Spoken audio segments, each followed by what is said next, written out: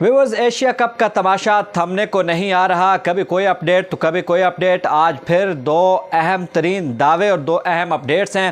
पहला दावा तो है प्रेस ट्रस्ट ऑफ इंडिया, भारतीय सरकारी न्यूज़ एजेंसी की तरफ से आने वाली खबर का, जिसमें भारतीय न्यूज़ एजेंसी ने कहा है कि अगर पाकिस्तान एशिया कप में ना आया तो फिर शायद एशिया कप ना हो, बल्कि शायद का लफ्ज़ भी उसमें इस्तेमाल नहीं किया गया। और फिर दूसरा दावा है पाकिस्तान के साबिक कप्तान और नामवर wicket keeper batter Rashid Latif की जानिब से, जिन्होंने कहा है कि पाकिस्तान को निकालने का हतमी फ़ैसला हो गया है और बाकी तमाम बोर्ड्स ने, यानी कि इंडिया के अलावा भी बांग्लादेश, श्रीलंका और अफ़गानिस्तान ने भी पाकिस्तान के हाइब्रिड मॉडल को ठुकरा दिया है और पाकिस्तान एशिया कप में नहीं होगा। अब ये दो अहम अपडेट्स हैं, इनमें तफसीलात भी हैं कि प्रेस ट्रस्ट ऑफ इंडिया की खबर क्या है और राशिद लतीफ़ ने क्या कहा है। लेकिन एक और अपडेट आपको यहाँ देंगे कि शाहिद आफरीदी एशिया कप के मामले पर जब बांग्लादेश के बयानात आए हैं उस पर फट पड़े हैं बांग्लादेश पे और सुना दिए खरी खरी। और साथ ही आपको बताएंगे आज ही कि बांग्लादेश को पीसीबी के प्रेशर का कैसे सामना है और बीसीसीआई के प्रेशर का कैसे सामना है और किन मुश्किलात से गुजरा है बांग्लादेश का बोर्ड और किस तरह दोनों ममालिक प्रेशर डाल रहे हैं। और साथ आपको बताएंगे कि बाबर आजम ने एक और एजाज़ अपने नाम कर लिया है। और साथ ये भी आपको बताऊंगा कि बाबर आजम और रिजवान को हार्वर्ड ने इतना बड़ा नया खिताब कौन सा दे दिया है। लेकिन पहले तो प्रेस ट्रस्ट ऑफ इंडिया की जो अपडेट है, जो न्यूज़ है एशिया कप के हवाले से, उसमें आपको बता दूं कि बीसीसीआई के एक ओहदेदार को कोट किया, उन्होंने नाम जाहिर नहीं किया। पहले तो उन्होंने यह बताया है कि जनाब ये बात तो तय है कि अगले आने वाले इजलास में बताया जाना है, लेकिन अब फॉर्मेलिटी के तौर पे वो इजलास हो रहा है। पाकिस्तान को बाकायदा तौर पर राइट्स से, मेज़बान के तौर पे जो राइट्स हैं उनसे बिल्कुल ही फारिग कर दिया जाएगा और पाकिस्तान को कहा जाएगा कि आओ आप श्रीलंका में खेलो वरना अपना काम करो। और पाकिस्तान के हवाले से ये खबर भी दी है कि पाकिस्तान शायद इस इजलास से पहले ही पुल आउट कर जाए, ये बात की। लेकिन साथ ही साथ एक मुश्किल का भी जिक्र किया जो मैंने आपको स्टार्ट में बताई कि अगर पाकिस्तान नहीं आता तो ब्रॉडकास्टर्स का मसला बन चुका है कि ब्रॉडकास्टर्स ने कहा है कि अगर पाकिस्तान नहीं आता तो जो हम आपको पैसे और राइट्स, जिस तरह से वो वाला पैसा था उतना नहीं मिलेगा, तो हमें बड़े मसाइल होंगे। तो एशिया कप के हवाले से ब्रॉडकास्टर्स को ढूंढना एक बहुत बड़ा इशू बन जाएगा भारत के लिए भी और बाकी बोर्ड्स के लिए भी। और श्रीलंका के लिए तो बरखैर श्रीलंका कौन सा वो कप करा रहा है, वो तो भारत ने ही कहा है। साथ ही साथ ये बात भी सामने आई है कि अगर ये एशिया कप नहीं होता और ब्रॉडकास्टर्स का इशू आता है तो फिर इसको मल्टी टीम सीरीज़ में तब्दील कर दिया जाएगा और एक सीरीज़ खेली जाएगी 50 ओवर की मुख्तलिफ टीमों के दरमियान, जिसमें नेपाल फ़िलहाल शामिल नहीं है। यानी फिर ये सीरीज़ होगी इस तरह की एक ट्रायंगुलर सीरीज़ या फिर 4 टीमों की सीरीज़ हो जाएगी। अब राशिद लतीफ़ इस हवाले से क्या कहते हैं, उन्होंने कंफर्म किया है आज ही कि उनको सोर्स ने बताया है, भारत में उनके किसी सोर्स ने, कि ये बात कंफर्म हो चुकी है कि पाकिस्तान को एशिया कप से निकाल दिया जाएगा और हाइब्रिड मॉडल को तमाम बोर्ड्स ने कर दिया है रद्द और पाकिस्तान को आगाह कर दिया गया है, जिसकी वजह से अब बयान सामने आ रहा है पाकिस्तान का कि शायद पाकिस्तान पहले ही पुल आउट कर जाए। जो एसीसी का इजलास बाज़ाब्ता होना है जिसमें पाकिस्तान को बताया जाना है कि आप फारिग हैं भाई, आप नहीं हो सकते, आपकी ज़रूरत नहीं है। तो ये अब अहम सूरत हाल है। प्रेस ट्रस्ट ऑफ इंडिया कुछ और बात कर रहा है, राशिद लतीफ़ कुछ और बात कर रहे हैं, कुछ बातें मिलती भी हैं।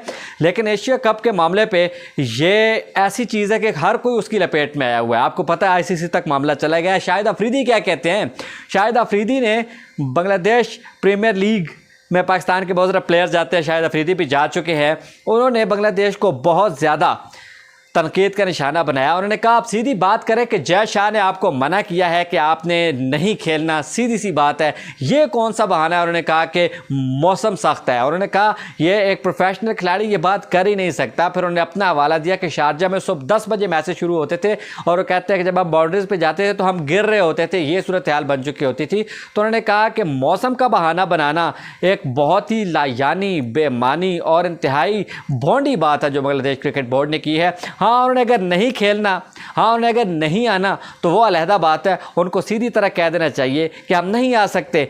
अब प्रेशर क्या है बीपीएल पे और बांग्लादेश प्रीमियर लीग चले, उनका बोर्ड ही कराता है उस पर। तो प्रेशर ये है कि पाकिस्तान ने कहा है कि अगर आप हमें बैक नहीं करते तो हम फिर बांग्लादेश प्रीमियर लीग में अपने खिलाड़ियों को नहीं भेजेंगे, उनको इजाज़त नहीं देंगे, क्योंकि आपको पता है कितने ज़्यादा पाकिस्तानी खिलाड़ी वहाँ पे खेलते हैं।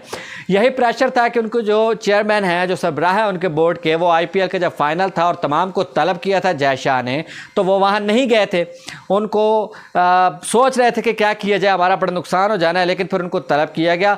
बाकी लोगों को कन्फर्म हो गया कि जय शाह ने बताया कि भाई क्लियर है, जो उस तरफ जाएगा फिर इसी तरह उसका हाल करेंगे जिस तरह पाकिस्तान को हमने अलग कर दिया है, आप भी इस बात पर पक्के रहें। तो अब उन पर BCCI का प्रेशर है, जिस पर उन्होंने पाकिस्तान का हाइब्रिड मॉडल बांग्लादेश ने ठुकरा दिया है। फिलहाल तो यही खबरें हैं और यही प्रेस ट्रस्ट ऑफ इंडिया और फिर राशिद लतीफ़ ने भी कह दिया है कि ठुकरा दिया है। लेकिन अब वो BPL का क्या करेंगे, इस पर वो पाकिस्तान के साथ नेगोशिएट करना चाहते हैं, लेकिन पाकिस्तान ने कहा है कि हम तो ICC से इस मसले पे दो हाथ कर चुके हैं, तो आपको तो हम बिल्कुल लिफ्ट नहीं कराएंगे। तो ये है बांग्लादेश पे प्रेशर। अब बाबर आजम का एजाज़ क्या है, वो ये है जनाब कि बाबर आजम बन चुके हैं इस मंथ के प्लेयर ऑफ द मंथ, यानी कि एक बार फिर उन्होंने ये एजाज़ अपने नाम कर लिया। आपको सीरीज़ याद होगी 4-1 न्यूजीलैंड वाले, जिसमें उन्होंने सेंचुरी 18वीं अपनी की और कमाल किया, बेहतरीन रन स्कोर किया उन्होंने, तो उनको उस परफॉर्मेंस की बुनियाद पे अब कर दिया गया है ये एजाज़ का ऐलान कि आप प्लेयर ऑफ द मंथ हैं। और साथ ही साथ हार्वर्ड ने एक और ख़िताब दे दिया बाबर आजम को और रिजवान को। उनकी तस्वीरें भी जारी हो गई हैं जो उस क्लास में उन्होंने ली हैं हार्वर्ड में, जहाँ पे उनकी टीचर ने इंस्टाग्राम पे पोस्ट की है, जिसमें उन्होंने कहा कि मेरे पास हर खिलाड़ी जो है वो मौजूद है और हर स्पोर्ट्स की टीम है, क्योंकि पता है बड़े बड़े प्लेयर्स इनके अलावा भी बाबर रिजवान के उस क्लास में शामिल हैं। तो फिर किसी ने नीचे ट्वीट किया, जवाब दिया उसको इंस्टाग्राम पे कि आपको पता है कि कितने बड़े लेजेंड्स आपके क्लास में हैं क्रिकेट के। तो उन्होंने कहा जी मुझे बिल्कुल अंदाज़ा है, और फिर उन्होंने खिताब दिया कि ये दरअसल क्रिकेट किंग्स हैं और मैं बिल्कुल तैयार हूँ, और मुझे पता है कि मैं किन को पढ़ा रही हूँ और कितने बड़े नाम हैं जिनके साथ हम इस वक्त क्लास में मौजूद हैं। और फिर इसके बाद उन्होंने बाबर और रिजवान को कहा कि आप जो बाकी सॉकर के प्लेयर हैं या बाकी स्पोर्ट्स के प्लेयर हैं, आप उनके साथ जाएं और आप उनके साथ क्रिकेट खेलें और उनको बताएं क्रिकेट कैसे खेलते हैं और क्रिकेट में क्या क्या होता है। तो इसके बाद बाबर और रिजवान ने बाकायदा हार्वर्ड में क्रिकेट खेल लिया और उनको किंग्स का खिताब दिया गया है, क्रिकेट किंग्स का खिताब दिया उनकी टीचर ने, और कहा है कि मैं इनकी इस कदर क्लास में जितने जहानत से उन्होंने हिस्सा लिया है मैं हैरान हूँ और मुझे बड़ी खुशी हुई है, और उनका टीचर होना मेरे लिए बाइस एजाज़ है। बाकायदा मैच खेला गया, तस्वीरें जारी हो चुकी हैं बाबर और रिजवान ने। बाबर आजम का इंतज़ार हो रहा है, वो क्योंकि गए हुए आपको पता है अमेरिका, वहाँ से क्लासेस लेने के बाद अमेरिका चले गए, अमेरिका के बाद वो हज पे जाएंगे और हज से फिर वापस आएंगे, तो सेंट्रल कॉन्ट्रैक्ट का होगा ऐलान। बहुत से खिलाड़ी बाहर जा चुके हैं, बहुत से खिलाड़ी कॉन्ट्रैक्ट में आने जा रहे हैं, लेकिन जब तक बाबर आजम नहीं आते उनका इंतज़ार होगा। और हज पर उनके साथ मोहम्मद रिजवान भी होंगे, मोहम्मद रिजवान का भी इंतज़ार है। उन दोनों को आने के बाद सेंट्रल कॉन्ट्रैक्ट का बाकायदा ऐलान किया जाएगा। अब देखना यह होगा कि सेंट्रल कॉन्ट्रैक्ट की कैटेगरीज थी कि वाइट की अलहदा और रेड की अलहदा, क्या वही रहेंगे या बाबर आजम के कहने पर तनख्वाहें भी बढ़ाई जाएंगी। सुना यह जा रहा है कि मज़ीद तनख्वाह बढ़ाने का कहा गया है, या बाबर आजम के कहने पे ये फैसला भी किया जाएगा कि जो आप सेंट्रल कॉन्ट्रैक्ट अलहदा बनाया आपने रेड और वाइट बॉल के, उनको भी आप अलहदा करके एक ही कर दें। तो ये आज की अपडेट्स थी, बहुत ज़्यादा भरपूर ख़बरें थी। चाह रहा था कि सारी खबरें आप तक पहुँचें। एशिया कप के हवाले से अपनी राय ज़रूर दें कि आप क्या कहते हैं, होने क्या वाला है। मैंने तो आपको बता दिया क्या होने वाला है।